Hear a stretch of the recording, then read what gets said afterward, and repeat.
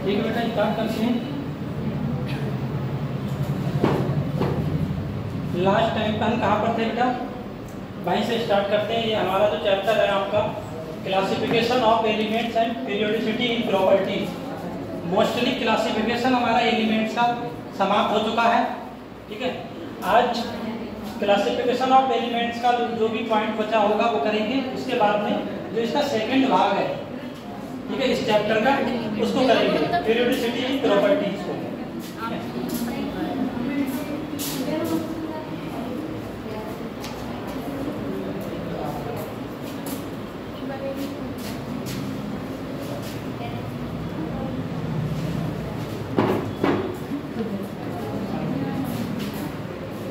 Long form of periodic table के सभी जो मेन प्रॉपर्टीज थी या मेन पॉइंट्स थे, सब आप लोगों को हमने बता दिया है और आई होप सब लोगों ने याद भी कर लिया होगा अच्छे से। पहले ये बताओ, आप लोगों का टेस्ट कैसा हुआ? सर बेकार है। ऐसा क्यों? सर बेकार जी, सर 12th क्लास का पेपर। हाँ तो दोनों आएगा ना।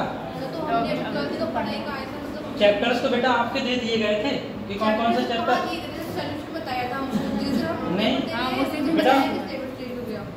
आपको चैप्टर बता दिए थे? नहीं बताया था सर, चेंज कर दिया था। चेंज करा सर ने बताया था सॉल्यूशन आएगा, उनकी प्रैक्टिस की थी, वो पढ़ा था हमने। आपको चैप्टर बताया था कि बेसिक कॉन्सेप्ट वाला नहीं सर, ग्रुप में डाला तो था। सर रात में डाला था एक दिन पहले। 4 चैप्टर्स थे आपके। बेसिक कॉन्सेप्ट था, ठीक है, इसके बाद में केमिकल बॉन्डिंग भी था आपका, और स्टेट ऑफ मैटर भी था आपका, और एटॉमिक स्ट्रक्चर। ये 4 चैप्टर थे बेटा। इसका ये टेस्ट तो आपका पहले फर्स्ट टाइम पे भी हुआ था ना? क्या दिक्कत है? जब आपका पहला टेस्ट हुआ था तो यही चैप्टर्स थे। सर नहीं था इसमें से, सर होगा तो ठीक है। सर हमने तो सॉल्यूशन की प्रैक्टिस की थी, फिर रात में 8 बजे मैंने चैप्टर चेंज कर दिया, फिर हमने कॉलेज में पेपर देने गया तो आपको ग्रुप में ये चैप्टर्स डाल दिए थे, फिजिक्स केमिस्ट्री बायोलॉजी तीनों के ग्रुप्स में डाले थे। शाम को 8 बजे डाला था। चलो कोई नहीं, जो भी हुआ है कोई बात नहीं। अब नेक्स्ट जो भी होगा टेस्ट उस पर अच्छे से तैयारी करना, ठीक है। हम तो सिर्फ एक क्वेश्चन भी नहीं कर पाए थे। बात करते हैं बेटा IUPAC, nomenclature of element with atomic number more than 100। लगभग हमारा जो एलिमेंट्स हैं, मतलब 118 तत्व हैं, उनके सबके बारे में बता दिया था। कुछ बचा हो तो बताओ बेटा, अगर उसमें से कुछ बचा हो तो। बाकी शॉर्ट फॉर्म थी आपके ग्रुप की, फर्स्ट ग्रुप को क्या कहते हैं, सेकंड ग्रुप को क्या कहते हैं, वो सब आपको बताइए। या कुछ बचा है? पी ब्लॉक के 13, 14, 15, 15 जो भी है सबके यही आपकी हलीना ने की रक्षा फरियाद, ये वाले तो सब पता ही हैं आप लोगों को, ठीक है। उसी के आगे का प्रोसेस है IUPAC nomenclature of element with atomic number, ठीक है। आर इधर आ गया है, कोई दिक्कत नहीं। ग्रेटर देन 100, मतलब 100 से ऊपर जितने भी आपके एटॉमिक नंबर्स होंगे उनको IUPAC के द्वारा क्या क्या नाम दिया गया है उनके बारे में बात करेंगे। जैसे कि बेटा यहाँ पर 0, 1, 2, 3, 4, 5, 6, और 9।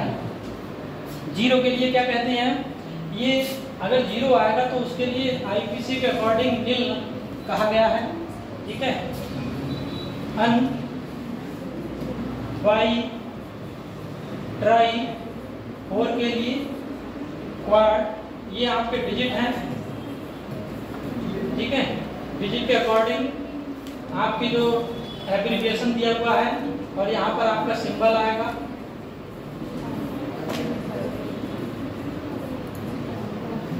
फाइव के लिए पेंटा, 6 के लिए हेक्सा, इसके लिए सेप्टा, वो अलग है, ये अलग है, ठीक है। वो हेप्टा अलग है। ऑक्टा और 9 के लिए, 9 के लिए क्या बोलेंगे बेटा, बताओ, नीचे ही लिख दे रहे हैं, 9 तक है। 9 के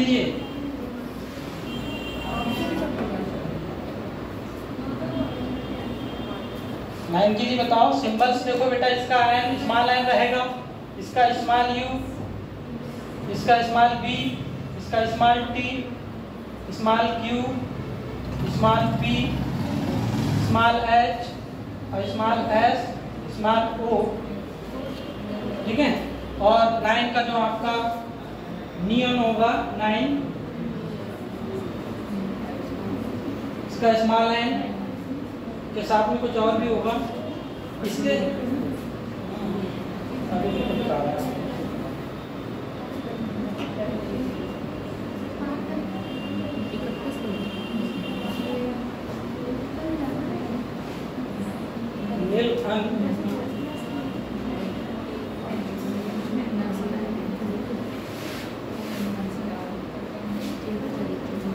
N9 होगा 9 का,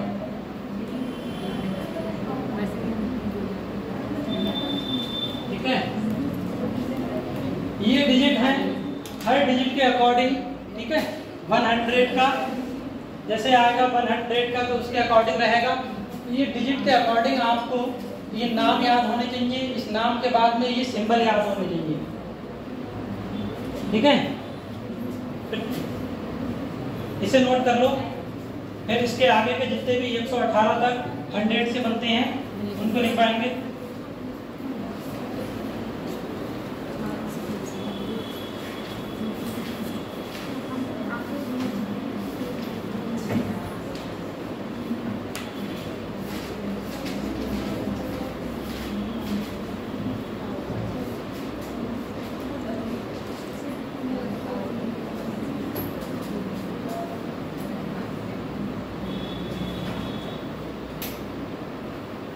इन है बेटा 9 का,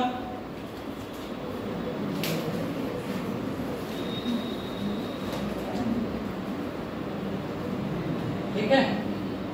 और इसका ई रहेगा, ये सिंबल्स हैं।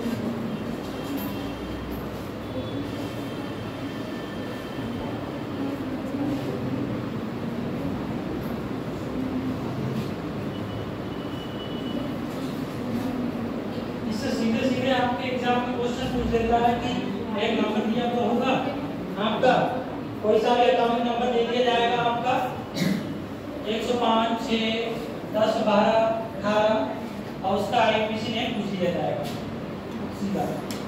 2022 में एक सवाल आया था इसी का, एटॉमिक नंबर 119 का, 119 का स्मॉल एन सबसे ऊपर।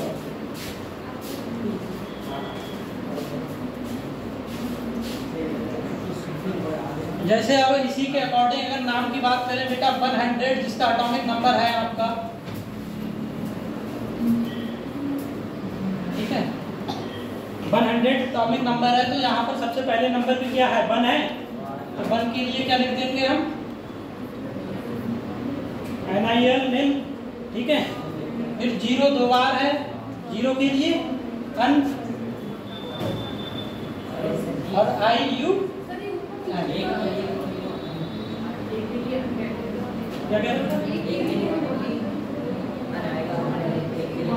उल्टा लिख दिया इधर से कोई नहीं बेटा, ठीक है। एटॉमिक नंबर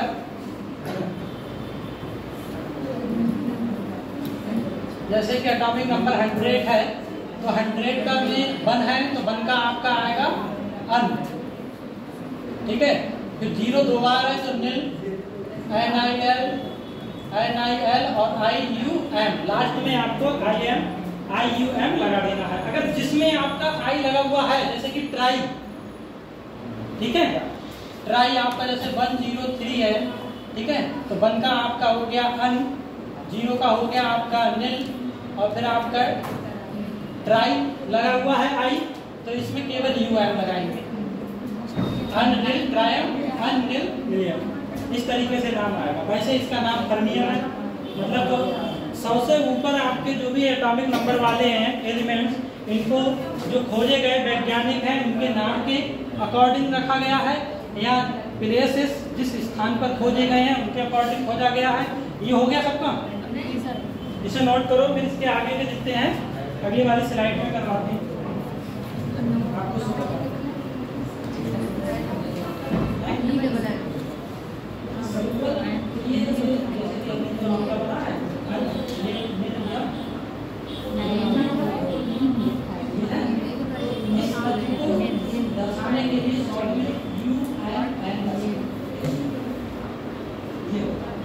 जैसे कि हम आयरन को ऐसे दर्शा देते हैं, मैग्नीज को इस सिंबल का यूज बेटा यहाँ पर इस तरीके से किया गया है कि इस पूरे तत्व को हम शॉर्ट में लिखने के लिए, जैसे कि हम मान लो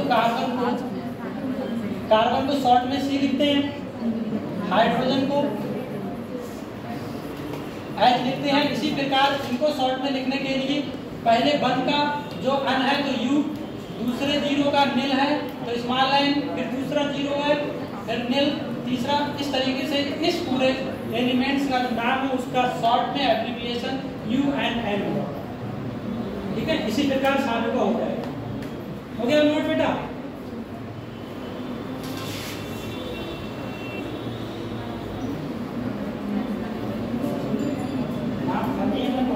स्लाइड आएगी तो सबके नाम वैज्ञानिक के नाम।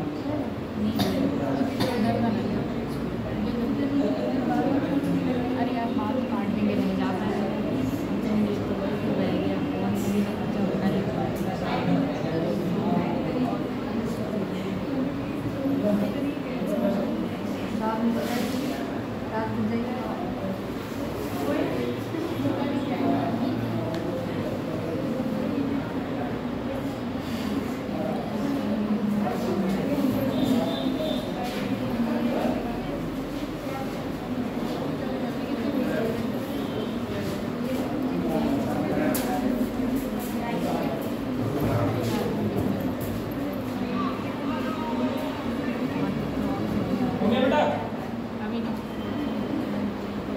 केवल इतना लिख लेना, आगे का नेक्स्ट स्लाइड पे है। इतना हो गया?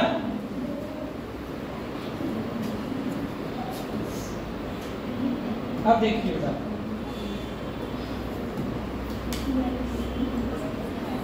वन 100 का हमने बता दिया था आपको 101, वन के लिए क्या करते हैं हम, वन के लिए क्या आएगा, अन आएगा, तो शुरुआत में सबसे पहले नंबर पे अन लिख दिया। फिर आपका 0 आया, 0 के लिए नेल आ गया, फिर देन अन वन आया तो वन के लिए अन आया, और लास्ट में IU एंड ऐड कर दिया। ठीक है, तो ये इसका पूरा नाम हो गया। Name according to IUPAC nomenclature के अकॉर्डिंग जो पूरे रखे गए हैं 7 ब्लॉक पीरियड में। सिंबल इन इस पूरे एलिमेंट्स का ये बन गया। वैसे आपका 1 0 2 3 इसका अलग अलग लिखवाया था नेक्स्ट स्लाइड में, प्रीवियस स्लाइड में, और इसमें देखो पूरा ये हो गया। अगर वैसे ऑफिशियल नेम देखें कि मेंडेलियम जो आपके वैज्ञानिक थे मेंडलीव, तो मेंडलीवियम IUM लास्ट में जोड़ दिया गया है, तो वैज्ञानिक के नाम पर इसका नाम रख दिया गया है। शॉर्ट में MD हो गया। सेकंड देखो 102 अन नील 2 है, तो 2 के लिए हमने बताया था बाई होगा, तो बाई का बियम, U एंड B, 1 का U, नील का N और Y का V, नाम हो गया नोबेलियम। ठीक है, नोबेल गैसेस थे इसीलिए नोबेलियम, INO शॉर्ट में। 103 अन नील ट्रायम, UNT, U 1 के लिए एंड 0 के लिए T, 3 के लिए लॉरेंसियम, वैज्ञानिक का नाम लॉरेंस है, उसके नाम के अकॉर्डिंग LR शॉर्ट में। ये देखो क्वानिल क्वाडियम, अनिल क्वाडियम, UNQ रदरफोर्डियम, रदरफोर्ड ने खोजा है तो रदरफोर्डियम। RF पेंटियम, UNP डबनियम, डबनम, डबनम है, डबनम अमेरिका में एक स्थान, अमेरिका में एक स्थान है, उसी स्थान पे खोजा गया इसलिए नाम रख दिया गया। DB अन नील हेक्सियन, 6 के लिए आपका हेक्स है, 7 के लिए सेप्टम। इस तरीके से आपका ये देखो सेबोरियम, बोरियम वैज्ञानिक बोर के नाम से आगे, हैसियम, मेंटेलियम, ये शॉर्ट में है पूरा। आप लोग सही से एक बार देख लीजिए, नेक्स्ट स्लाइड करते हैं। इस तरीके से सारे 118 तत्व का दिया हुआ है। टोटल वैसे 120 है, अगर 119 का आ जाएगा तो इस तरीके से 119 का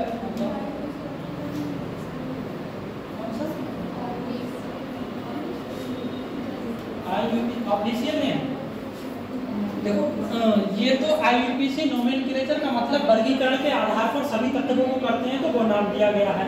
ठीक है, उसके बाद में ये एक ऑफिशियल नेम आ गया है। ऑफिशियल नेम का मतलब कि उसके अकॉर्डिंग आपका ऑफिस का नाम अलग, जैसे आपका नाम जो कॉलेज में स्कूल में चलता है वो अलग है, घर पे आपका अलग चलता है, नहीं चलता है, उसी प्रकार क्लासिफिकेशन ऐड कर ये किया गया है। मतलब ये ऑफिशियल नेम साइंटिस्ट या उसके स्थान जहां पर खोजा गया है उसके अकॉर्डिंग रखा गया है। ठीक है, और बाकी ये IUPAC नोमेनक्लेचर के अनुसार पूरे नाम रखे गए हैं। जिस तरीके से आपका IUPAC नोमेनक्लेचर बायोलॉजी में भी है, सेम कंडीशन वैसे ही है, क्योंकि एक एक एलिमेंट जैसे एक एलिमेंट के कई नाम होते हैं। आपके बायोलॉजी में मशरूम भी कह सकते हैं उसे, और क्या बोलते हैं, एस्परजिलस है, तो क्या मुत्ता भी उसी को कहते हैं, जैसे समझ में आया वैसे नाम ले। ठीक है, तो ये समझ में आ गया बेटा, नोट करोगे क्या, केवल नाम नाम, और ये वाले छोड़ देना।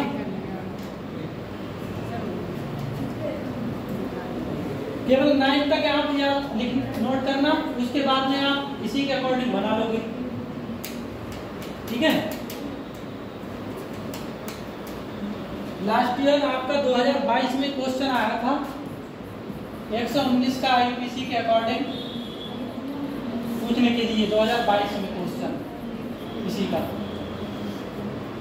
और आपका जो टेस्ट हुआ था उस टेस्ट में आपका जो IUPAC ने स्टेट ऑफ मैटर वाला था वो आपके इस बार मेन के सिलेबस से हट गया है, इसको पढ़ने का।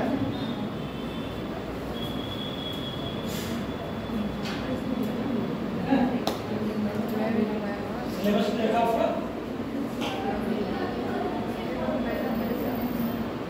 आपका भी सिलेबस हर साल तो थोड़ा थोड़ा चेंज होता है। आपने सीबीएसई बोर्ड में जो कि एनसीईआरटी की बुक्स हैं आपने देखा होगा ओल्ड और न्यू है, तो न्यू में कुछ चैप्टर्स कम कर दिए हैं, तो न्यू चैप्टर के अकॉर्डिंग ये सिलेबस तैयार किया गया है।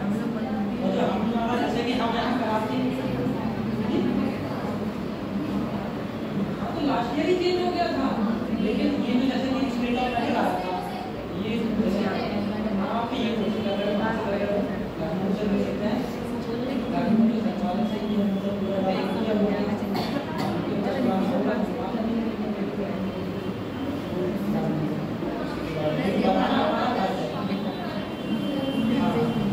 पुराने के हिसाब से चल रहा है, ठीक है। लेकिन हमारा बताने का फर्ज है टीचर क्योंकि वो हट गया है, आया स्कूल में तो समझा दिया क्योंकि से क्वेश्चन कैसे आप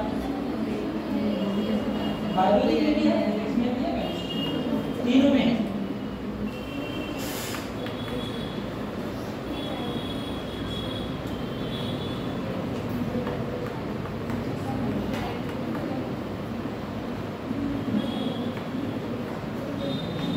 इससे सीधा सीधा क्वेश्चन आता है, अगर आप तैयारी अच्छे से कर रहे हो सीधा सीधा क्वेश्चन आता है, ज़्यादा डिफिकल्ट भी नहीं है, आंसर बिल्कुल बहुत अच्छा हो जाएगा।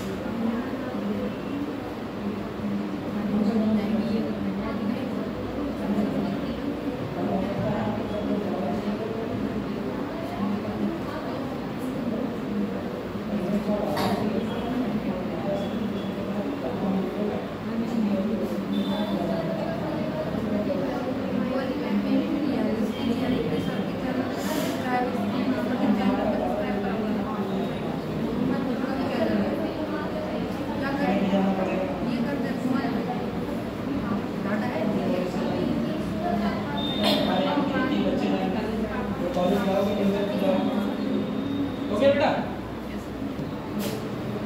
नेक्स्ट करें। इसमें जो समझ में आया है पूछ लेना बेटा, ये सब वैज्ञानिक के नियम पर है, जैसे कि रॉन्टिजन, वैज्ञानिक रॉन्टिजन नाम सुना होगा, ठीक है।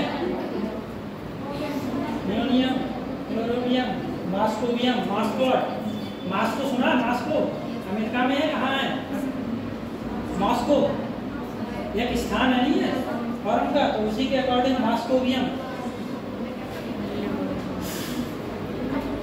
ये सब नाम दिए हुए हैं।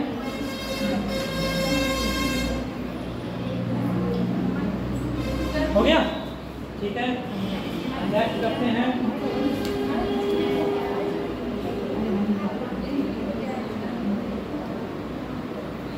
अब आपका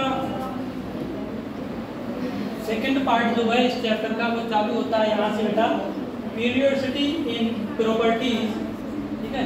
प्रॉपर्टीज जो आपके जितने भी गुड्स हैं उनकी आवर्तता की क्या क्या है, जैसे कि the properties which change gradually along a group and period are called periodic properties. मतलब आपके ग्रुप में ऊपर से नीचे जाने पर या पीरियड में लेफ्ट टू राइट जाने पर जो भी हमारी प्रॉपर्टीज जो भी चेंज होती है उसके बारे में हम डिस्कस करेंगे, ठीक है। जैसे कि अब हमारी प्रॉपर्टी कौन कौन सी होती है, जैसे कि आपकी एटॉमिक रेडियस हो गई, atomic radius, ionic radius, short में लिख दे रहे हैं ZEF, इफेक्टिव न्यूक्लियर चार्ज, ठीक है। आपका ionization energy, electronegativity, electron affinity, ये सब क्या प्रॉपर्टीज हैं जो हम लेफ्ट टू राइट जाएंगे तब क्या चेंज होगा, या टॉप टू बॉटम जाएंगे तब चेंज होगा। ये सब पीरियोडिक प्रॉपर्टीज हैं इनको ये चेंज होता है, ठीक है। इन सब के बारे में हम डिस्कस करेंगे, ठीक है। कौन कौन सी होती हैं, क्या होती हैं, इन्हें नोट कर लो बेटा। फिर हम बनवाई बन करके सभी प्रॉपर्टीज को पढ़ेंगे। हमारा जो इस चैप्टर का सेकेंड पार्ट आज से चालू होता है, लेफ्ट टू राइट। वो आपके आयन के ऊपर डिपेंड करता है। कैटाइन की अलग होती है, एनाइन की अलग होती है, अभी हम बता देंगे। आयन आपसे दो प्रकार के होते हैं, एक कैटाइन एक एनाइन, ठीक है। तो कैटाइन का उसके साइज के अकॉर्डिंग,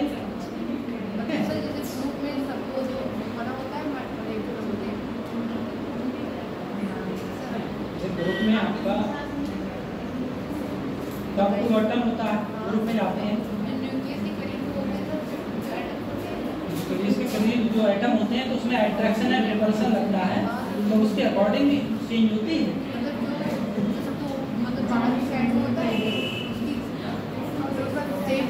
वो आउटर मोस्ट सेल होती है सबसे बाहरी, उसमें रिफ्लेक्शन रिपल्सन होता है। इनर सेल जो होती है वो अट्रैक्शन करती है, तो उसी के अकॉर्डिंग जो जैक होता है ना वो इंक्रीज करता है, ठीक है। सबसे पहली प्रॉपर्टीज आपको यही करवाएंगे, क्योंकि इसी के बेस से ये सब लिंक होती चली जाएंगी, ठीक है, एज अ सीरियल से। तो आपको ये पता होना चाहिए कि हमारे पीरियोडिसिटी प्रॉपर्टीज में पीरियोडिक प्रॉपर्टीज कौन कौन सी हैं, ठीक है। उनके बारे में क्वेश्चन भी आपके इन्हीं में से ही आते हैं, चाहे आपके किसी भी कंपटीशन का हो या आपका एकेडमिक में हो, इन्हीं प्रॉपर्टीज से क्वेश्चन आते हैं, ठीक है बेटा। हो गया, नोट कर लिया ये। लंबाई कम करते हैं।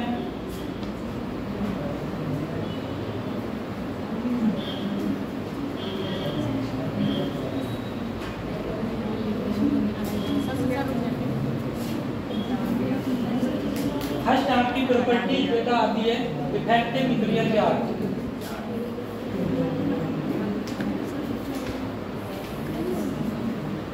इफेक्टिव न्यूक्लियर चार्ज, जिसे जेड इफेक्टिव से डिनोट करते हैं या रिप्रेजेंट करते हैं।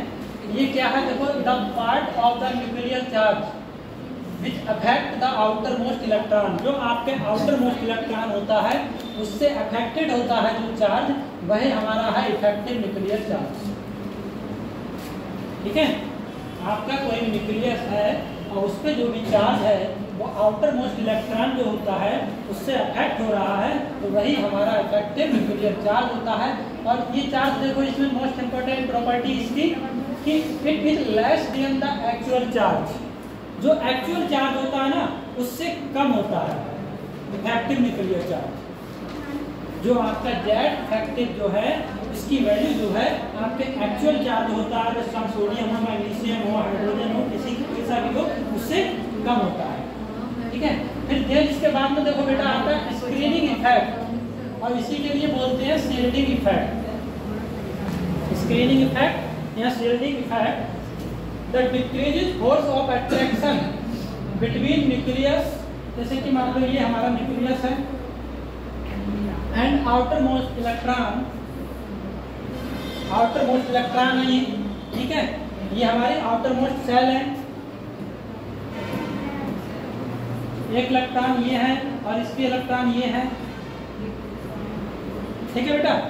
अब अगर ये है कि attraction between nucleus and outer electron by inner shell, inner shell के माध्यम से, इस कारण स्क्रीनिंग इफेक्ट या शील्डिंग इफेक्ट कहते हैं। जैसे कि ये आपका इनर इलेक्ट्रॉन है, इनर सेल के इलेक्ट्रॉन है, ये आपका रिपेल करेंगे इसको, ठीक है, और ये आउटर मोस्ट इलेक्ट्रॉन जो है वो अट्रैक्ट करेगा न्यूक्लियस को, इस तरीके से,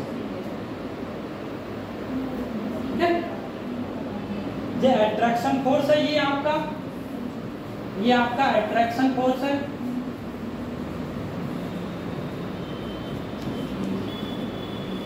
और ये आपका रिपल्सन फोर्स है।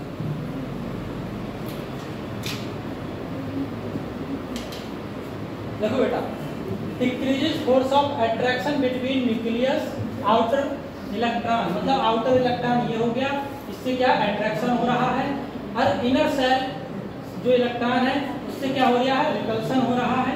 तो ये जो हमारा इफेक्ट है, ठीक है, वो इफेक्ट हमारा कहलाता है स्क्रीनिंग इफेक्ट, ठीक है। और इसका एक नाम दिया गया है शील्डिंग इफेक्ट। और इसके द्वारा जो जेड इफेक्ट है आपका, ठीक है, जेड इफेक्ट और स्क्रीनिंग इफेक्ट है, शील्डिंग इफेक्ट है, इसके एक स्लेटर फार्मूला दिया गया है, ठीक है।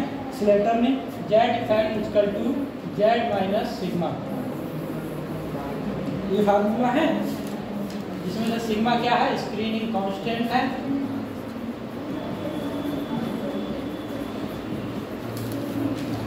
जेड आपका एटॉमिक नंबर है,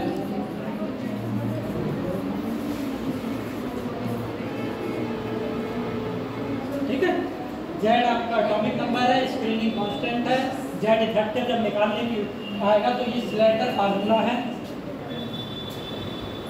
ये फार्मूला जो है आपका स्लेटर फार्मूला है, वैज्ञानिक स्लेटर में दिया था। इफेक्टिव न्यूक्लियर चार्ज और स्क्रीनिंग इफेक्ट दोनों का कॉम्बिनेशन करके ये फार्मूला प्रोवाइड कर रहा है। इसे नोट कर लो बेटा कि किस तरीके से आपका इनर इलेक्ट्रॉन मतलब इनर सेल से रिपल्सन होगा और आउटर सेल से इलेक्ट्रॉन का न्यूक्लियस पर अट्रैक्शन होगा। ये अट्रैक्शन और रिपल्सन से डिक्रीज हो जाएगा हमारा फोर्स जो है वो डिक्रीज हो जाएगा। तो वही इफेक्ट हमारा स्क्रीनिंग इफेक्ट या शील्डिंग इफेक्ट है।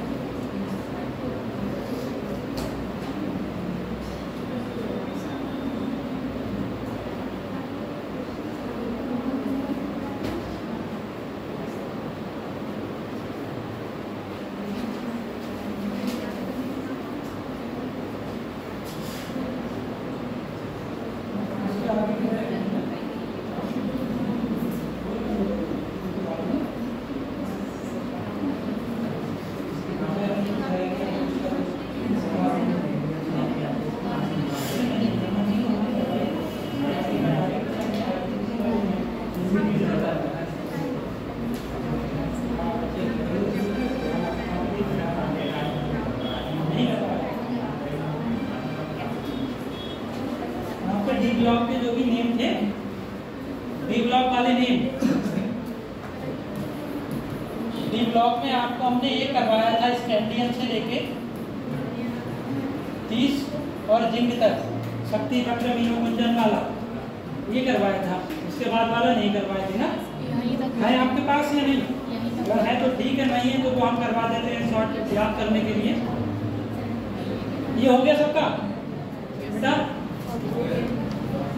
नोट कर लेना फार्मूला ये, इससे अभी सवाल होंगे। ये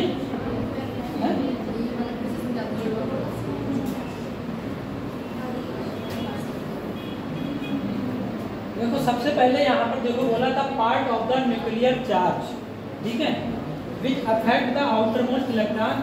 आउटरमोस्ट इलेक्ट्रॉन्स के माध्यम से जो हमारा न्यूक्लियर चार्ज न्यूक्लियस होगा उसमें जो चार्ज होगा वो अफेक्ट हो रहा है, तो वो हमारा कहलाएगा अफेक्टिव न्यूक्लियर चार्ज। और इसकी वैल्यू जो होती है वो एक्चुअल चार्ज से हमेशा कम होती है।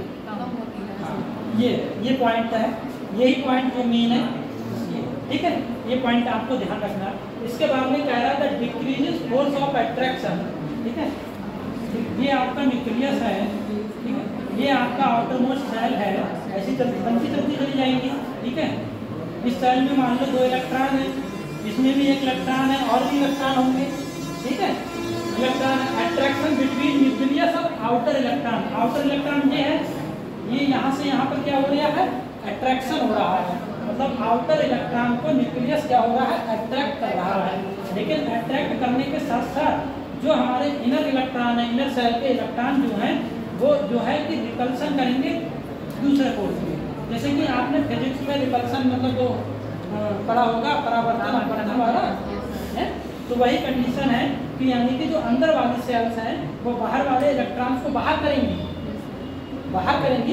ये बाहर करेंगी कि अंदर क्यों आ रहा है, हमारे साइड क्यों आ रहा है, और ये जो न्यूक्लियस जो है बाहर वाले को अट्रैक्ट कर रहा है, ये आने की कोशिश कर रहा है, ये इलेक्ट्रॉन से पीछे करने की कोशिश कर रहे हैं। तो यहाँ पर क्या ये लग रहा है, फोर्स लग रहा है। तो वो फोर्स हमारा स्क्रीनिंग इफेक्ट है, क्योंकि स्क्रीन पर शो हो रहा है ना न्यूक्लियस और इनके बीच में, ठीक है, इसी को शील्डिंग इफेक्ट भी कहते हैं। तो इसी के माध्यम से हमारे जो सिलेक्टर थे उन्होंने एक फार्मूला जनरेट किया कि Z effective equal to Z, मतलब किससे हो रहा है, ये सब किसके माध्यम से हो रहा है, एटम्स के माध्यम हो रहा है। और एटम्स में क्या होता है, एटॉमिक नंबर से माइनस सिग्मा, ये स्क्रीनिंग इफेक्ट जो है इसे सिग्मा से रिप्रेजेंट करते हैं, जिसे हम स्क्रीनिंग कांस्टेंट बोलते हैं, ये ठीक है। देन अब बात करते हैं बेटा कैलकुलेशन ऑफ जैब या सिलेक्टर रूल्स, ठीक है। जो उन्होंने फार्मूला दे दिया था, फार्मूले के बाद में कि किस तरीके से हम कैलकुलेशन करेंगे, किस तरीके से कैलकुलेशन हमें करनी है।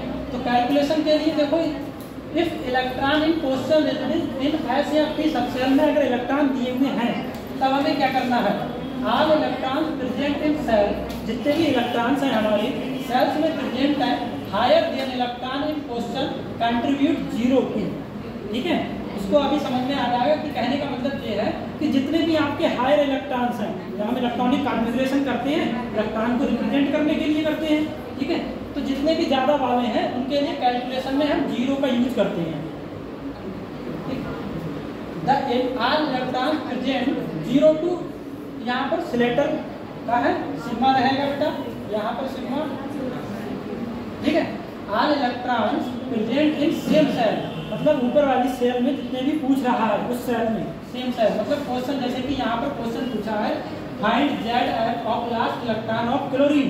तो क्लोरीन का लास्ट इलेक्ट्रॉन चाहे पी में जाएगा या डी में जाएगा, क्लोरीन पी ग्रुप का हेलोजन का तो पी में जाएगा, तो सेम सेल, ठीक है। कंट्रीब्यूट होगा बेटा यहाँ पर कंट्रीब्यूट 0.35 टू सिग्मा, मतलब तब हम सिग्मा के लिए जो भी वैल्यू आएगी तो उसके लिए 0.35 लेंगे।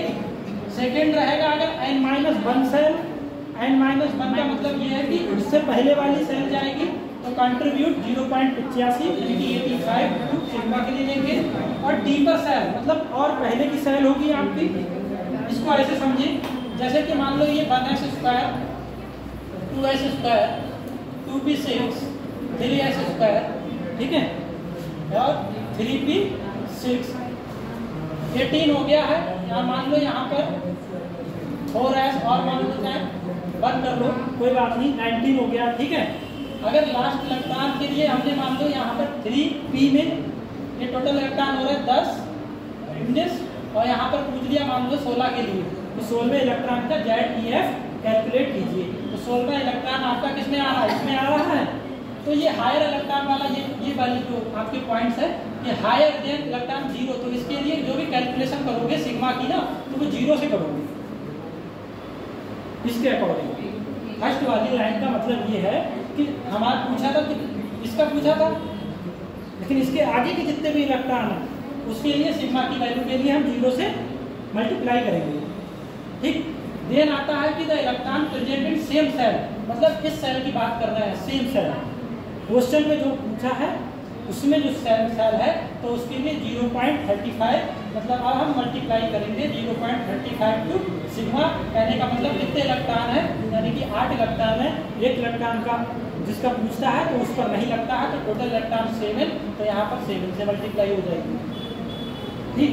देन आता है कि इलेक्ट्रॉन प्रेजेंट इन n-1, मतलब इससे पहले का ये वाला आ गया, ठीक है। इस वाले में अब 0.85 मल्टीप्लाई 8, क्योंकि इलेक्ट्रॉन कितने हैं, नंबर ऑफ इलेक्ट्रॉन्स 8, तो 8 से मल्टीप्लाई होगी।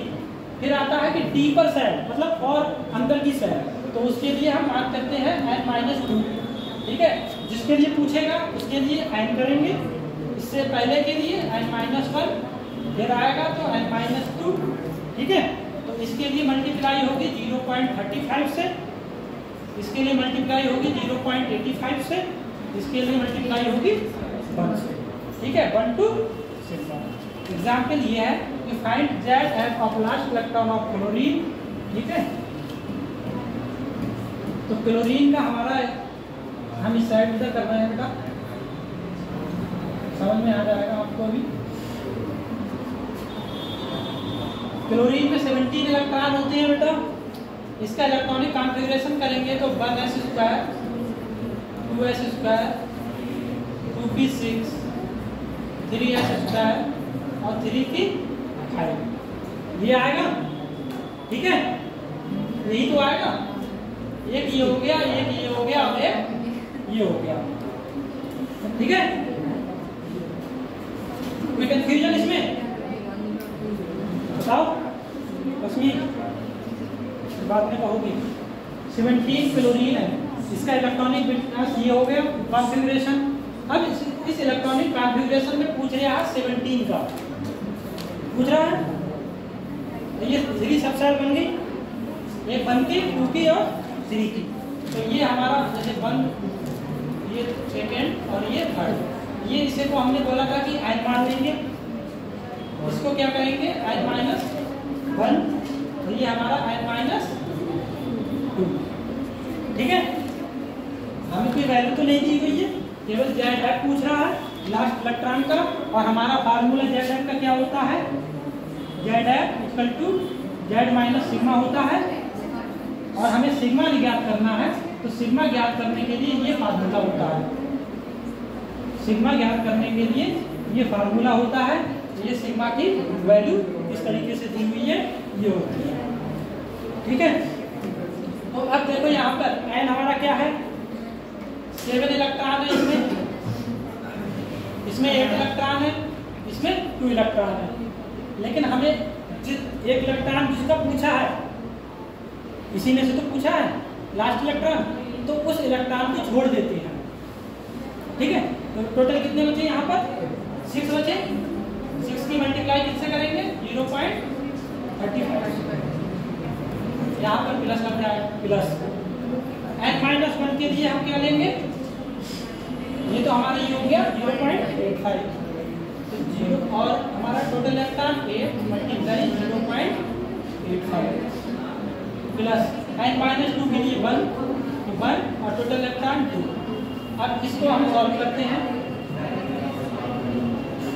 तो प्लस 8 का और 85 का मल्टीप्लाई करोगे क्या आएगा बेटा,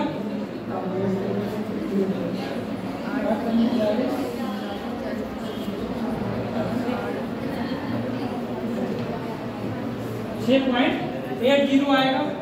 ठीक है, प्लस 0.35 की और 6 की मल्टीप्लाई करेंगे,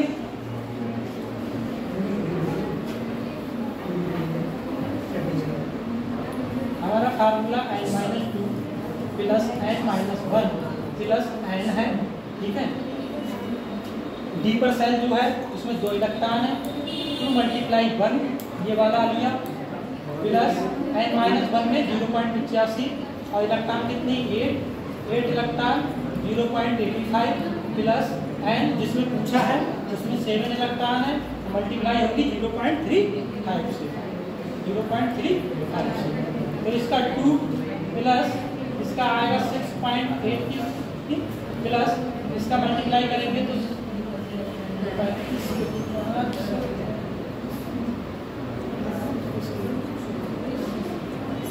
2.45 है। ठीक है, अब इन सब ये सिग्मा की वैल्यू निकालना है, तो अब इन सबको हम ऐड करेंगे तो कितना हो जाएगा हमारा 6 to 8 to 10 और 11.25 आएगा। ठीक है, इन सबको ऐड कर दिया। अब सिग्मा की वैल्यू आ गई, अब हमें यहाँ पर पुट कर दो। क्लोरीन का एटॉमिक वेट कितना होता है, एटॉमिक नंबर 17 होता है, तो 17 माइनस सिग्मा की वैल्यू 11.25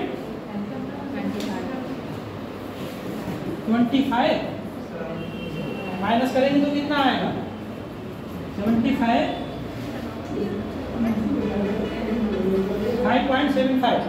ठीक, ये आएगा Z effective. Find Z effective और लास्ट इलेक्ट्रॉन ऑफ क्लोरीन का इस तरीके से लिखते हैं। नोट कर लो बेटा।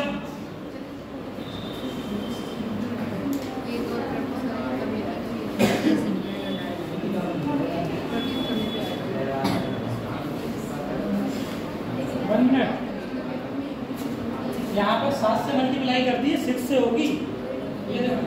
क्योंकि एक इलेक्ट्रॉन का तो पूछ रहा है, जिस इलेक्ट्रॉन का पूछेगा उसको छोड़ दिया जाता है, ठीक है। तो यहाँ पर आएगा इसका 2.1 आएगा। 2.1 के बाद में आपकी वैल्यू आएगी 10.9 आएगी। और यहाँ पर जब 10.9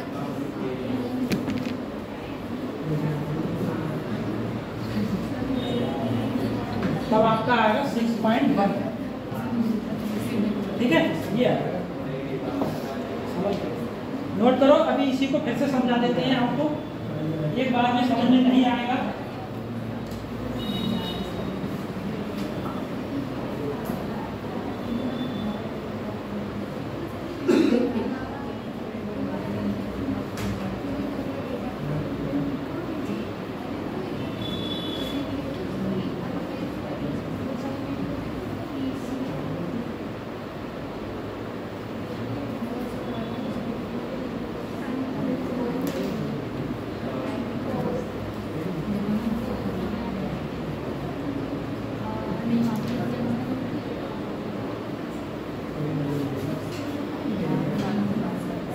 अभी एक सवाल इसका और करवा देते हैं, समझ में आएगा। कोई सा भी आप एटॉमिक नंबर वाला कोई सा भी ले सकते हैं, जरूरी नहीं जैसे कि हमने ये दिया है तो यही हो, ठीक है। डी ब्लॉक का भी ले सकते हो, डी ब्लॉक है तो एस ब्लॉक है, वेल वाला ले सकते हो। हो गया बेटा ये?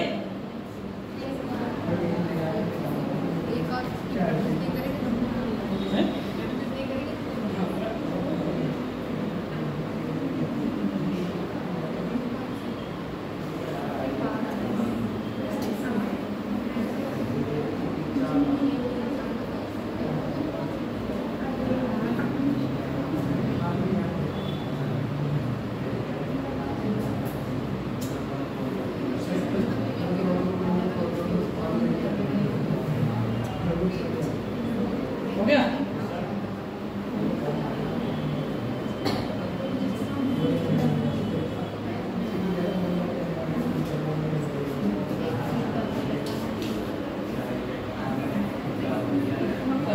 हमने वो क्लोरीन का लिया, यहाँ पर मान लो हम ले लेते हैं क्वेश्चन हमारा फाइंड ZF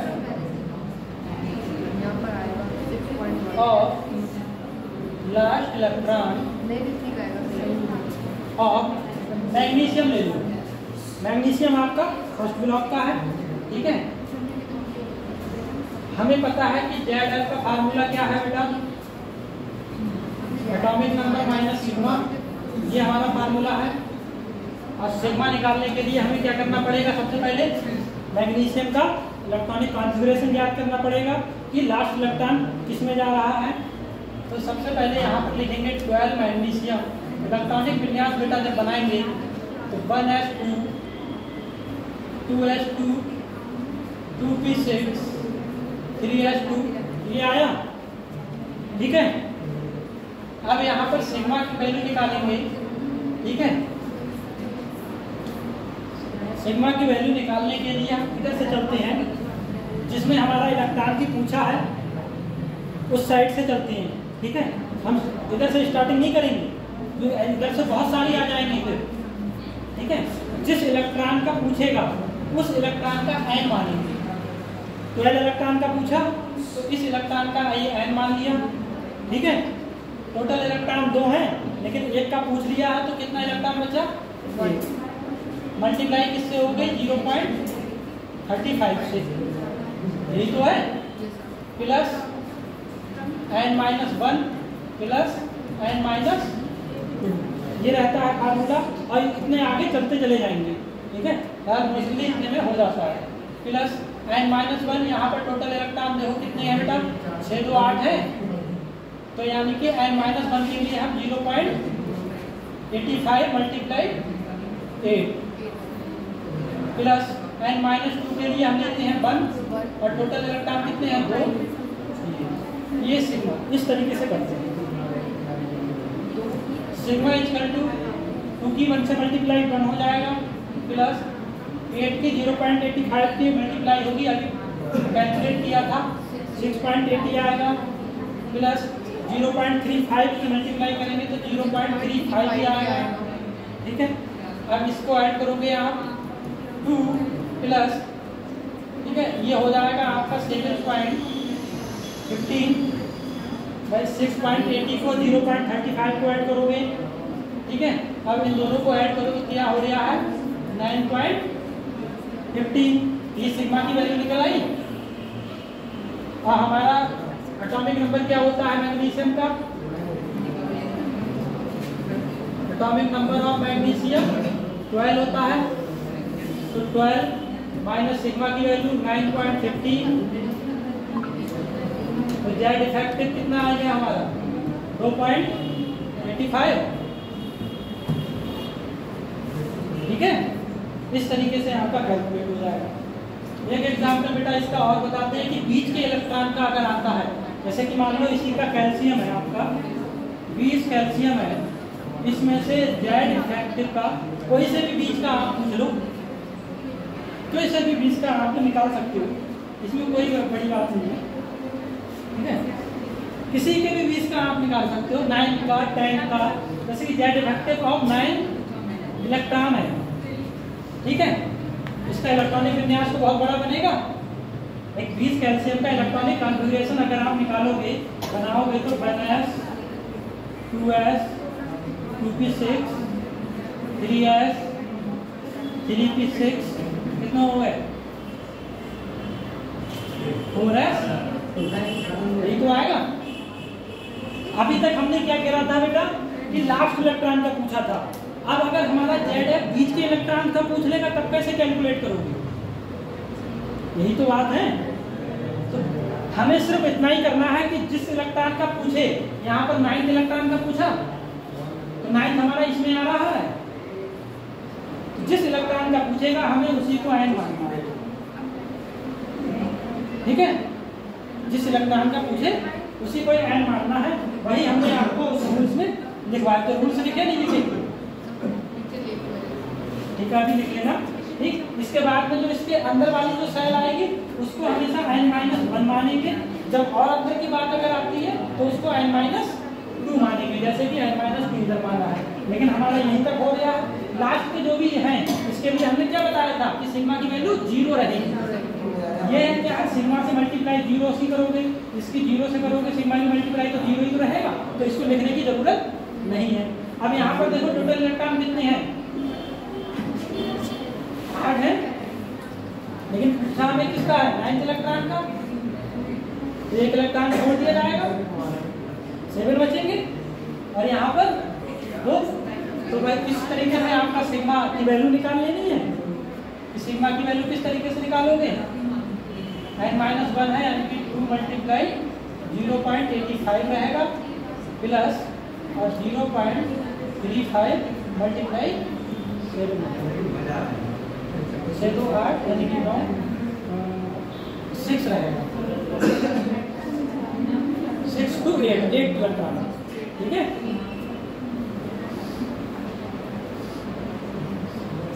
टोटल कितने हैं 8 है ना, 7 रहेगा।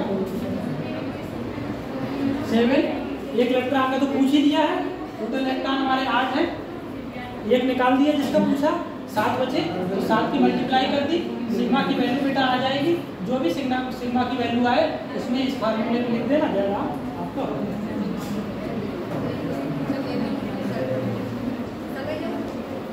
हाँ, नीचे से लिख दिया।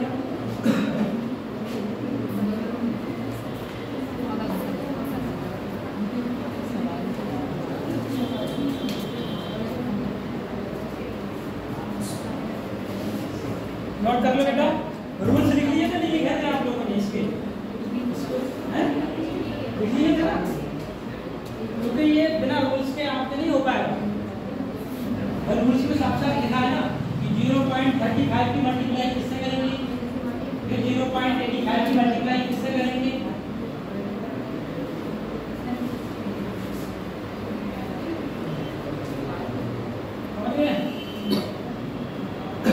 नोट करो, फिर एक क्वेश्चन आपको हाजिरी देते हैं, फिर नेक्स्ट आपकी प्रॉपर्टी पे बात करते हैं।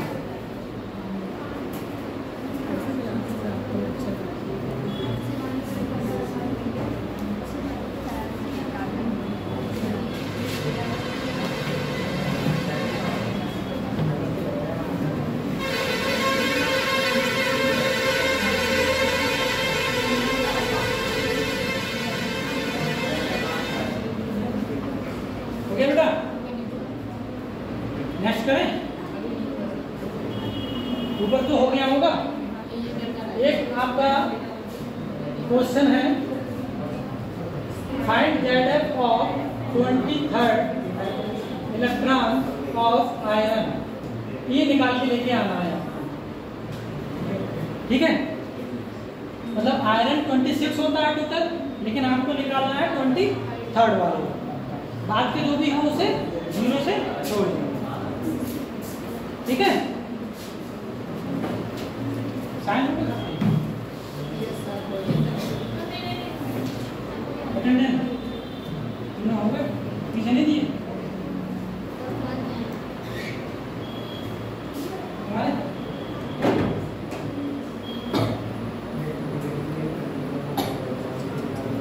ये क्वेश्चन जो है आप लोग घर से करके लाइएगा। नेक्स्ट प्रॉपर्टीज पे चलते हैं।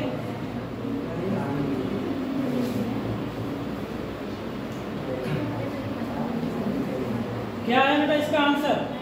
20 कैल्शियम का। सॉल्व किया, इसका मल्टीप्लाई करके सिग्मा की वैल्यू से और 20 में से घटाओ, कितना आ रहा है? रेडी करो, 15.85 आएगा।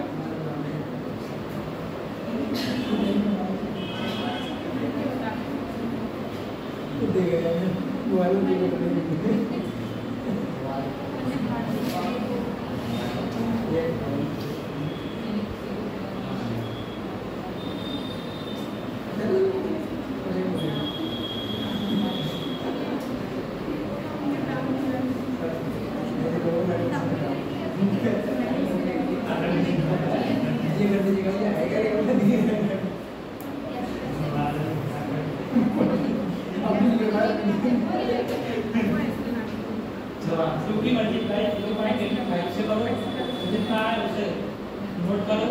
0.35 की मल्टीप्लाई से करो, फिर उसे ऐड करो और 20 में से माइनस कर दो, आंसर आ जाएगा। ठीक है, अच्छा आप लोगों को एक क्वेश्चन और है हमारा, जो आप लोग करके लेके आइएगा। सब लोगों को पता होगा कि मैजिक नंबर क्या होता है।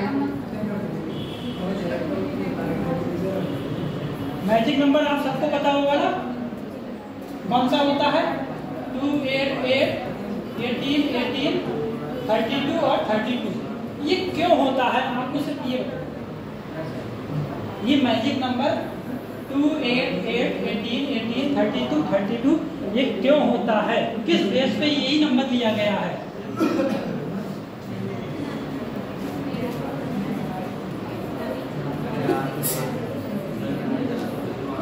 किस बेस पर ये नंबर लिया गया है, ये आप लोगों को भाई कोई भी चीज को हम लेते हैं तो बिना लॉजिक के या वैसे थोड़ी ना ले लेते हैं। इसका भी कोई एक लॉजिक होता है, तर्क होता है कि अगर हमने इसे मैजिक नंबर माना है, ये हमारे मैजिक नंबर हैं, तो है तो क्यों है मैजिक नंबर, किस बेस पे है। ठीक है, 2 क्वेश्चन हो गए। अब हम नेक्स्ट प्रॉपर्टीज में बात करते हैं बेटा।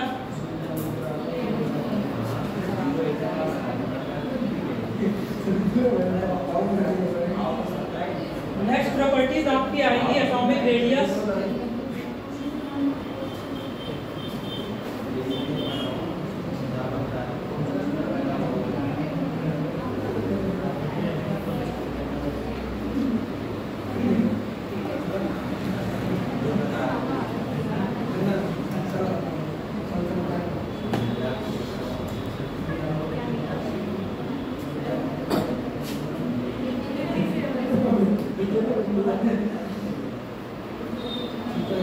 एटॉमिक रेडियस आपकी नेक्स्ट प्रॉपर्टीज है।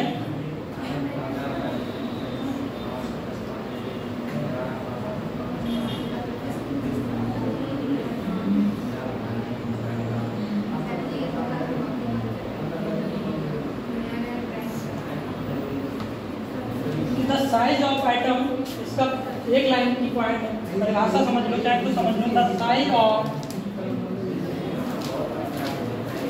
an atom is expressed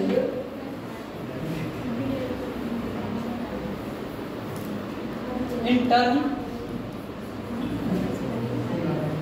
of atomic radius। आपका एटॉमिक रेडियस जो है वो एटम का जो साइज है उसके चाहे साइज समझ लो चाहे वो एटॉमिक रेडियस समझ लो, वही आपका एटॉमिक रेडियस है, परमाणु त्रिज्या। ठीक है, आपकी परमाणु त्रिज्या हम कोई सा भी, जैसे ये परमाणु है, ये नाभिक है, यहाँ से यहाँ की बीच की दूरी क्या हुई, रेडियस ही तो हुई, तो यही है। ठीक है,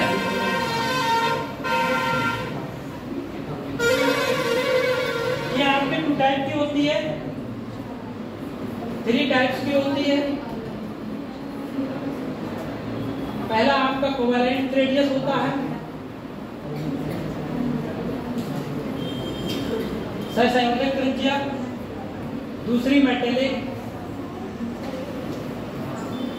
रेडियस, और तीसरी होती है आपकी वान डेर वाल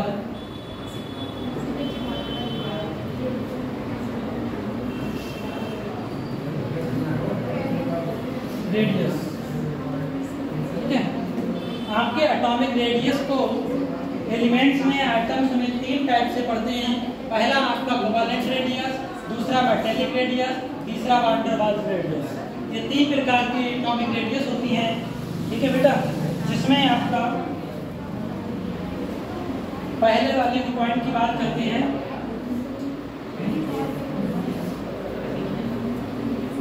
कोवैलेंट रेडियस। ये रेडियस क्या होती है, सीधे हम बात करते हैं कि कोवैलेंट रेडियस। देखो बेटा, ये कोवैलेंट मतलब सहसंयोजक, एक ही प्रकार का मॉलिक्यूल्स होगा, सेम मॉलिक्यूल्स। ठीक है, जैसे कि मान लो ये एक आपका है, सेम मॉलिक्यूल्स है, X, इसका आपका न्यूक्लियस ये है और इसका ये है, 2 इंटरन्यूक्लियर के बीच की जो भी दूरी है। ठीक है, ये हो गया आपका, ये भी हो गया। ठीक, तो कोवैलेंट रेडियस की डिस्टेंस, तो डिस्टेंस क्या होगी बेटा, रेडियस की अगर बात करें, इसमें से किसी एक की त्रिज्या की बात करें, तो फार्मूला आपका होता है, इधर लिख दे रहा हूं मैं, 1/2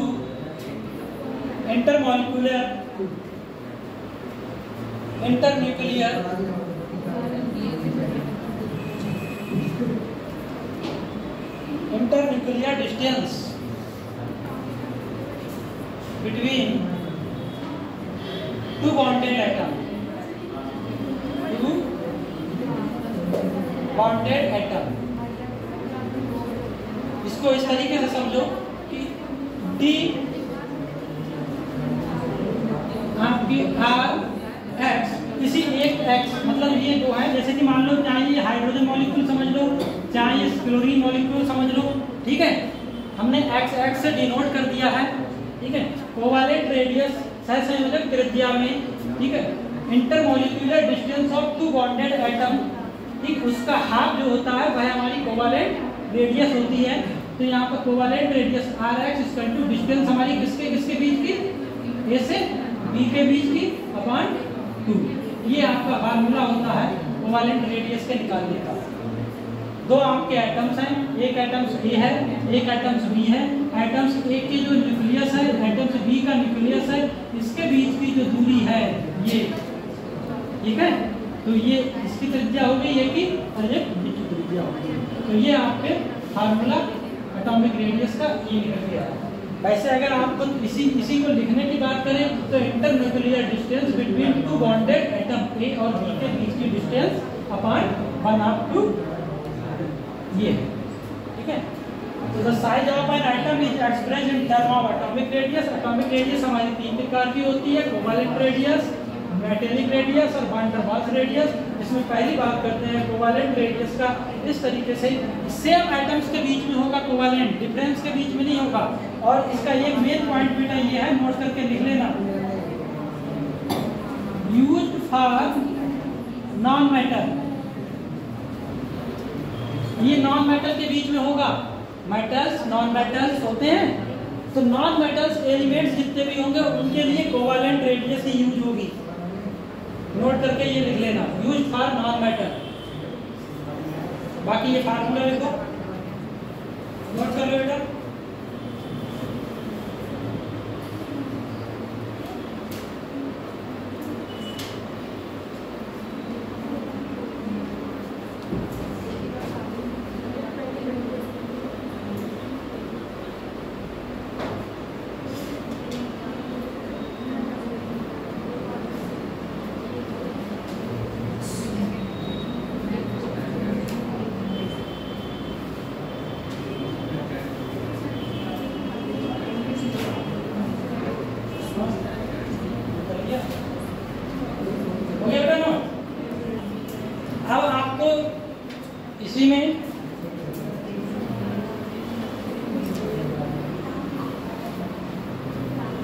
भाई नॉन मेटल हमारे दो टाइप के हो सकते हैं, एक तो सेम एटम्स हो सकता है, डिफरेंट एटम्स भी हो सकता है, ठीक है।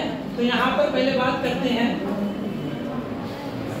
केस फर्स्ट, ठीक है, फॉर होमोन्यूक्लियर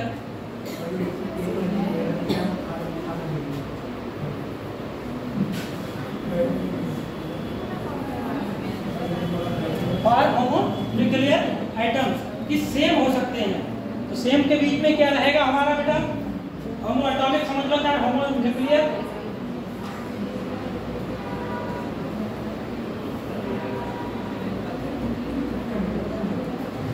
होमो एटॉमिक के लिए मॉलिक्यूल्स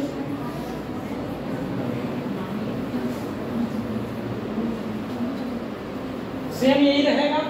इसका एग्जांपल लेके हम बता दे रहे हैं अभी। जैसे होमो एटॉमिक, जैसे ये आपका ये है X, X, X का न्यूक्लियस A, इसका V, तो हमारी रेडियाई जो आएगी, रेडियस आर X का D A V upon V, ठीक है। फॉर एग्जाम्पल इसका हाइड्रोजन मॉलिक्यूल, आपका हाइड्रोजन मॉलिक्यूल की जो डिस्टेंस होती है 74 पिकोमीटर होती है।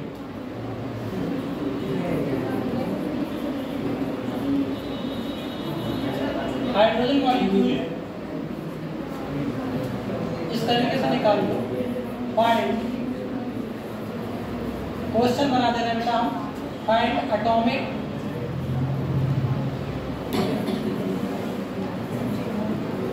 Radius of hydrogen atom which distance, मतलब जबकि डिस्टेंस आपकी क्या है हाइड्रोजन मॉलिक्यूल की 74 पिकोमीटर। अगर हाइड्रोजन मॉलिक्यूल की डिस्टेंस जो है आपकी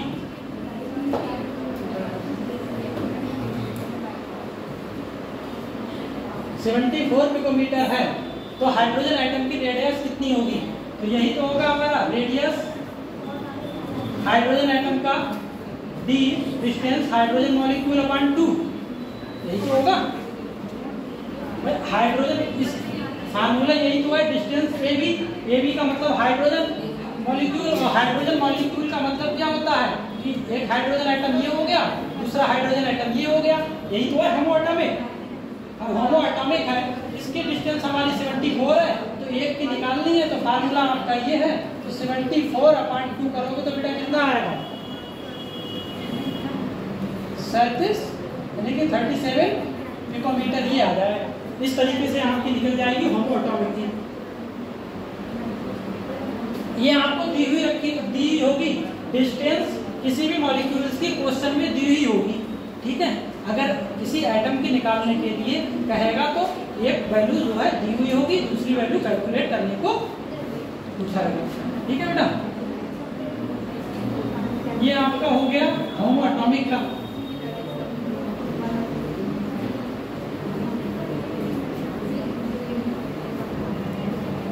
हेटेरो एटॉमिक की बात करते हैं बेटा। केस सेकंड में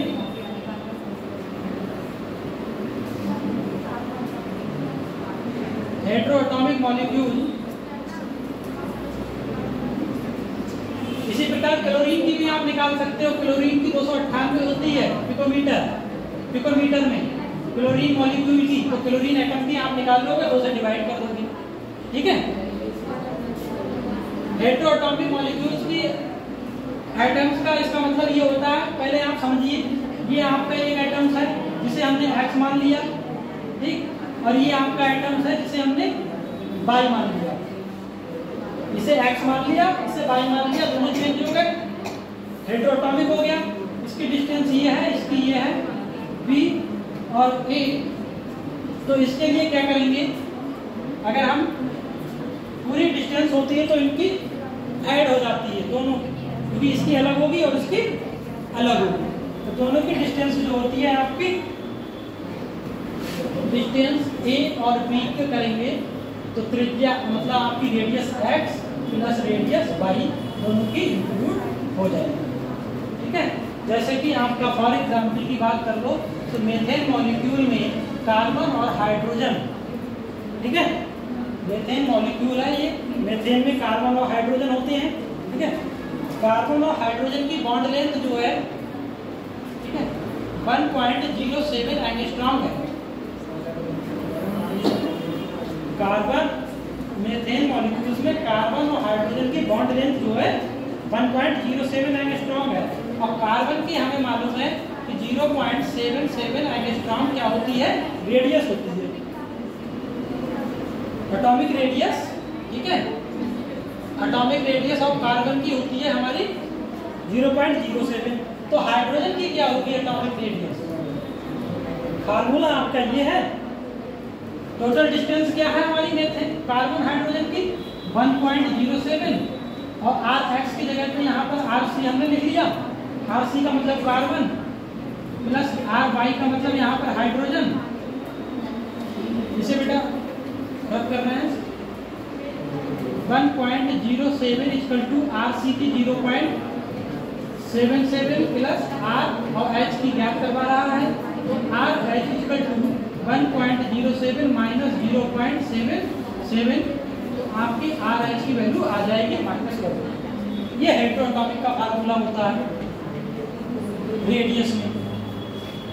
बॉन्ड एक ही है, कोवैलेंट, लेकिन अगर मॉलिक्यूल्स आपके चेंज आ जाएंगे तो आपका फार्मूला चेंज हो जाएगा। बातें होगी।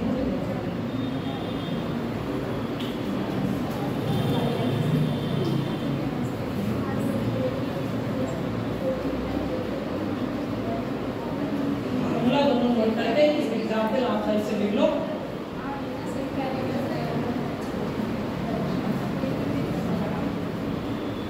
नोट कर लो। 1.07 में से 0.77 कैलकुलेट करोगे तो 0.30 आ जाएगा आंसर हाइड्रोजन की रेडियस का, और ये वैल्यू आपकी दी हुई होती है क्वेश्चन में सेम इसमें कोई चेंज नहीं होता है। हम बताते हैं ये जो आपकी बॉन्ड लेंथ है बिल्कुल कैलकुलेट की गई वही है।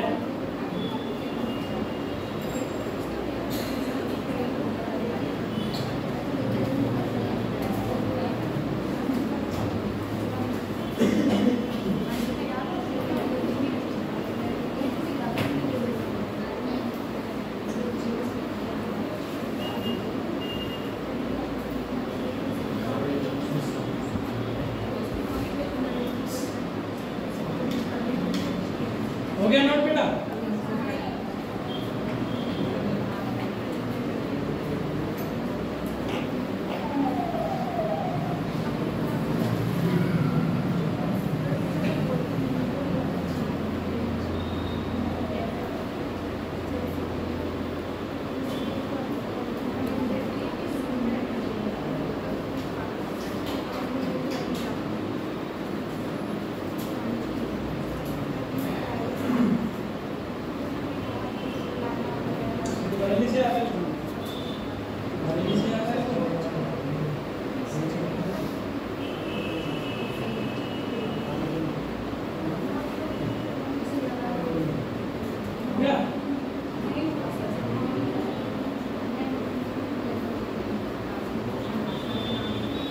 ये वाला तो बेटा कर लिया होगा, ऊपर वाला या नीचे वाला कर लिया, कोई सा तो करा होगा। हम अटैक वाला तो पहले कर लिया होगा।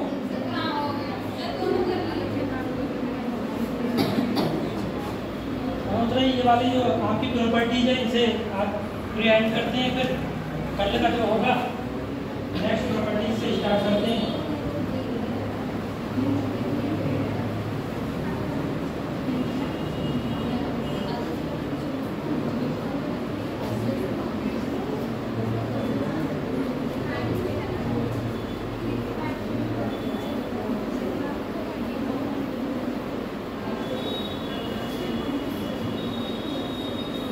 सेकेंड बेटा होता है आपका मेटेलिक रेडियस ये सेम कोवालेंट की तरह होता है, सिर्फ थोड़ा सा अंतर होता है। वो अंतर बेटा ये होता है कि कोवालेंट में देखो क्या है, एक एटम से दूसरे एटम्स के कोवालेंट है, मतलब ऊपर है, ठीक है, जिसे आप कोएक्सियल भी बोलते हो, ओवरलैपिंग है उस प्रकार से।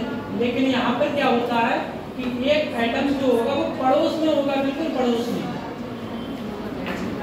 मेटेलिक जो होंगे एटम्स होंगे मेटल वाले, वो एक दूसरे पे चढ़ते हुए नहीं होंगे, पड़ोस में होंगे, नाइबरिंग, ठीक है। और इनके बीच की जो भी दूरी होगी वो सेम यही वाला फार्मूला रहेगा आपका।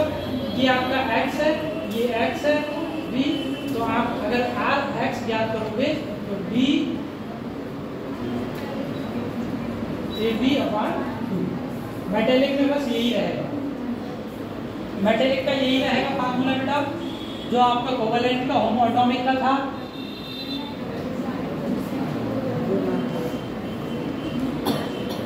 ठीक है, 256 कॉपर का होता है। फिर तीसरा आपका आएगा वान डर वाल्स का, इसे नोट कर लो बेटा।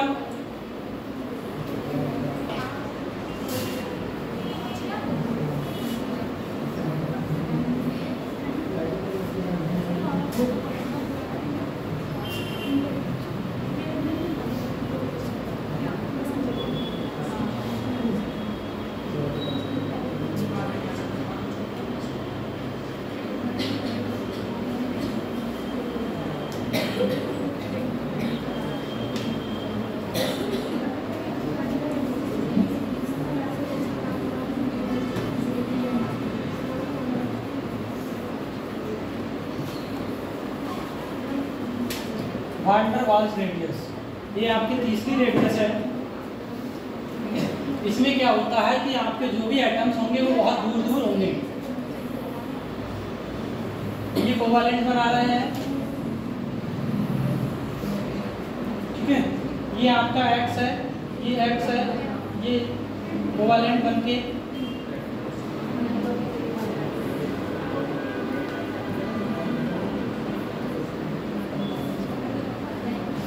तरीके से इसका बनेगा।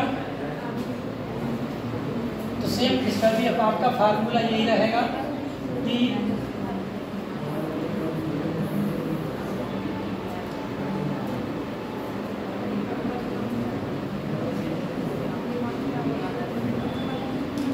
ये distance between two neighbouring molecules, इनके बीच की ये नहीं रहेगा आपका,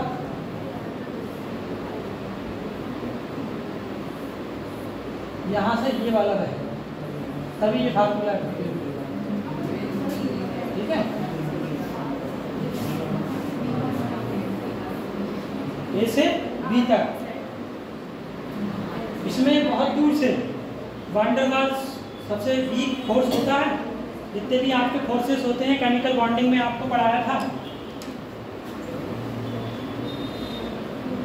फार्मूला वही है, सिर्फ हेटेरो एटॉमिक मॉलिक्यूल्स का चेंज होगा। अब इसमें अगर ऑर्डर पूछेगा बेटा कि ये तीनों का ऑर्डर क्या रहेगा, कि किसका कौन सा ज्यादा होगा, तो आपको सिर्फ ये दिखाना है B and C. B and C मतलब वान डर वाल्स का ज्यादा होगा, वान डर वाल्स की जो एटॉमिक रेडियस होगी वो ज्यादा होगी सबसे। क्यों? क्योंकि इनकी दूरी क्या है दूर है बेटा, आपको डायग्राम से ही पता चल रहा है, दूर है, तो इसलिए इसकी सबसे ज्यादा। फिर मेटेलिक की, क्योंकि ये पड़ोस में है इसलिए। देन उसके बाद में कोवालेंट की, क्योंकि ये एक दूसरे से क्या है, वो एक्सियल ऊपर चढ़े हुए होते हैं। ये ऑर्डर है डिक्रीजिंग ऑर्डर, सबसे ज्यादा एटॉमिक रेडियस वान डर वाल्स होगी, फिर उससे कम होगी मेटेलिक, फिर उससे कम होगी आपकी कोवालेंट। एग्जाम्पल बाद में कराएंगे, सवाल जो है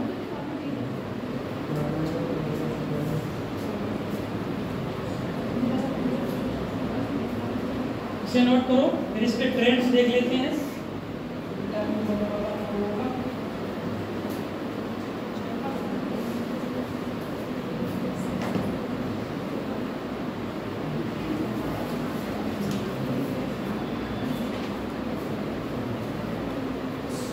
पीरियोडिक टेबल में हमारा लेफ्ट टू राइट जाते हैं या टॉप टू बॉटम जाते हैं, ठीक है, उनसे जो हमारी एटॉमिक रेडियस प्रत्येक एलिमेंट्स की चेंज होती है, ठीक है, तो वो चेंज क्यों होती है, वो इनके फैक्टर्स पर डिपेंड करती है। ठीक है, इसे नोट कर लो। वैन डर वाल्स फिर मेटालिक है कोवैलेंट। ठीक है, हो गया बेटा।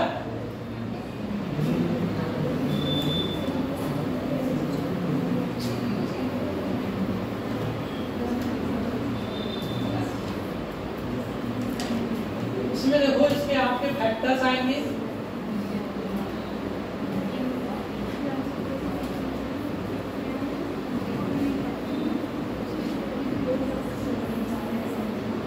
पहला फैक्टर्स आपका रहेगा साइज, इफेक्टिव न्यूक्लियर चार्ज,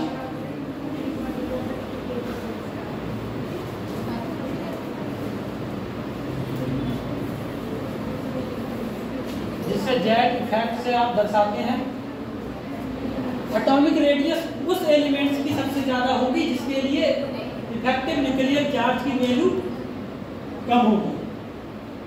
ठीक है, इसके लिए आपका फार्मूला डायरेक्ट सीधा बनता है, atomic radius inversely proportional Z effective nuclear charge. ये फैक्टर है आपका, सीधा फार्मूला है। ठीक है, अगर जेड इफेक्टिव की वैल्यू कम है तो एटॉमिक रेडियस ज्यादा होगा, इसकी वैल्यू ज्यादा है तो एटॉमिक रेडियस कम होगा। सेकेंड फैक्टर्स आपका आता है नंबर ऑफ सेल,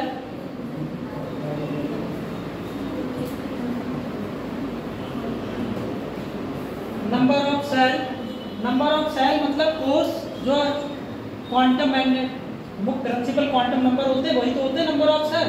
तो increase number of shell, atomic आपका रेडियस जो भी होगा वो इनवर्स प्रोपोर्शनल होगा डायरेक्टली नंबर ऑफ सेल पर।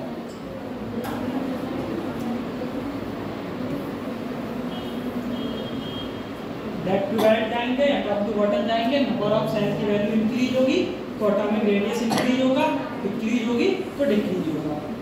ठीक है, और तीसरा इसका लास्ट है शील्डिंग इफेक्ट।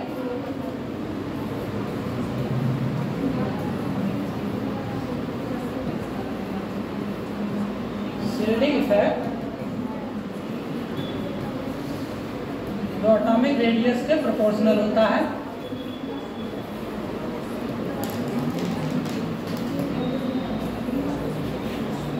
ये बेटा तीनों नोट कर लो, इसी पे ही आपके जो ट्रेंड्स हैं पीरियोडिक टेबल के लेफ्ट टू राइट या टॉप टू बॉटम इन्हीं पे डिपेंड करते हैं।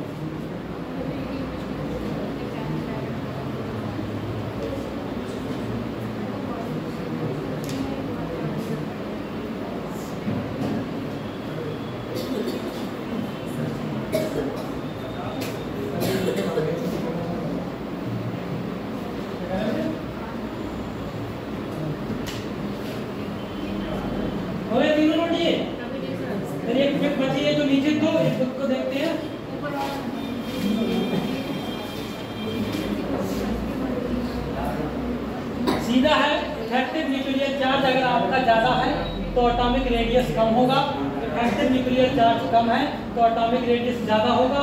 ये डायरेक्टली प्रोपोर्शनल मतलब बराबर है, अगर ये वैल्यू ज्यादा होगी तो ये भी ज्यादा होगी और ये कम होगी तो ये भी कम होगी। ठीक है, बराबर, इसका प्रोपोर्शनल का मतलब ये होता है। ठीक है, हो गया बेटा, हो गया।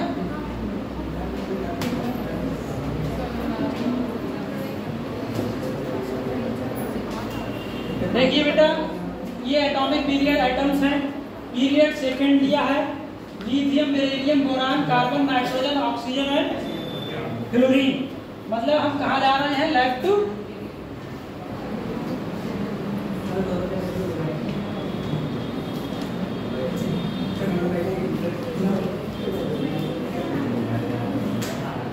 राइट जा रहे हैं पीरियड में। तो एटॉमिक जो रेडियस है आपका 152, 111, ठीक है, मतलब 152, 111, 88, 77, 74, 66, 64 क्या हो रहा है, डिक्रीज हो रहा है। ठीक है, थर्ड पीरियड में भी देखो 186, 160, 143, 117, 110, 104 और 99 पीरियड में। तो इससे हमें क्या पता चलता है कि हम अगर पीरियड में लेफ्ट टू राइट जाएंगे तो एटॉमिक रेडियस का वैल्यू क्या होगी, डिक्रीज होगी। क्यों डिक्रीज होगी बताओ? क्योंकि जेड इफेक्टिव क्या हो रहा है, इंक्रीज हो रहा है। जेड इफेक्टिव का मतलब है एटॉमिक नंबर या न्यूक्लियर चार्ज समझ लो। लिथियम पे +1 होता है, +2 होता है, ठीक है। तो ये वैल्यू इंक्रीज हो रही है। जब ये वैल्यू इंक्रीज होगी तो साइज क्या होगा, डिक्रीज होगा। और हमने शुरुआत में बताया था कि साइज किसके बराबर होता है, एटॉमिक रेडियस के लिए, ठीक है। तो साइज डिक्रीज मतलब आपका एटॉमिक रेडियस भी डिक्रीज हो रही है, ठीक है, लेफ्ट टू राइट जाने पर। सेकंड अगर ग्रुप की बात करते हैं बेटा, ये आपका ग्रुप है, फर्स्ट ग्रुप, ठीक है। First group lithium, sodium, potassium, chromium, cerium. और ये आपका 17 ग्रुप है। ग्रुप में टॉप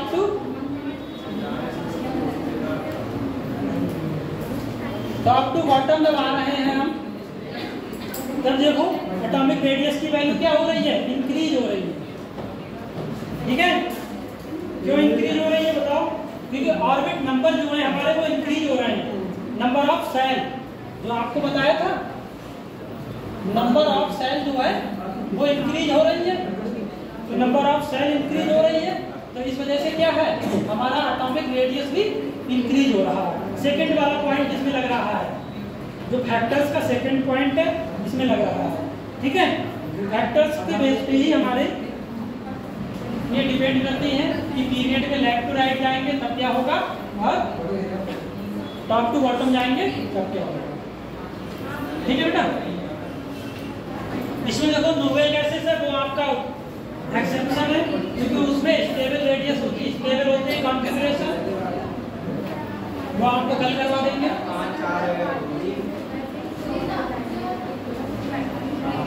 ठीक है बेटा, समझ में आ गया ये? किसी को कोई कंफ्यूजन तो नहीं है?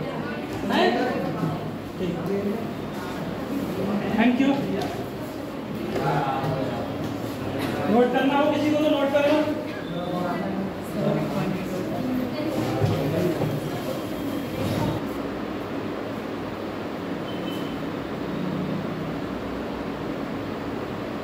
ठीक है बेटा।